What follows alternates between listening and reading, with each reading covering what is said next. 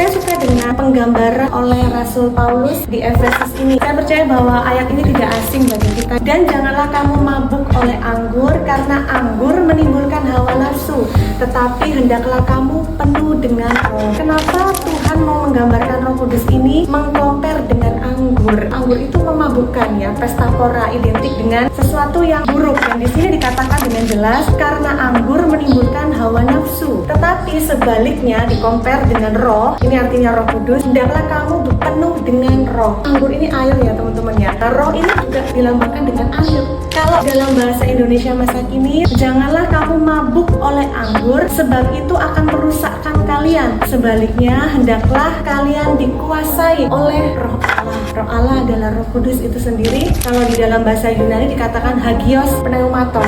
Ini memang tidak sesimpel yang kita katakan ya, kita semua pasti sudah tahu, tapi prakteknya itu yang ngeri-ngeri sedap. Karena kita manusia biasa penuh dengan daging, penuh dengan hawa nafsu. Tapi di sini firman Tuhan menegaskan hendaklah kalian dikuasai oleh Roh Allah. Ternyata Roh Kudus itu bisa penuh juga. Ini juga firman Tuhan yang mengatakan tadi penuh dengan Roh Kudus. Berarti kalau saya menggambarkan sebuah cairan atau air itu berarti bisa setengah, bisa sedang, bisa full, bisa penuh sampai meluber-luber. Nah, kalau anggur bisa penuh meluber, orang mabuk itu ciri-cirinya tidak sadar, seperti bukan dirinya sendiri. Orang yang mabuk itu bahkan mengatakan hal-hal yang tidak seharusnya dia katakan, dikendalikan, dikuasai oleh anggur ini. Demikian teman-teman dengan Roh Kudus. Roh Kudus ini holy. Jadi kita mungkin ya orangnya kasar, pemarah. Kalau sudah penuh dengan Roh Kudus, kita bisa menjadi pribadi yang lain. Saya juga beberapa kali saya merasain kayak bukan saya deh. Saya penuh dengan kelemahan, penuh dengan negative thinking, kekhawatiran. Tapi waktu kita menyerahkan diri kepada Tuhan dan sampai full, meluber penuh dengan Roh Kudus, tahu-tahu ada sukacita yang entah datangnya dari mana dan tidak bisa dijelaskan. Penuh dengan Roh Kudus artinya hidup dikuasai roh, bukan lagi keinginan kita, murni keinginan roh. Dan bisa dikatakan bahwa hidup dikuasai roh berarti tidak dikuasai hawa nafsu.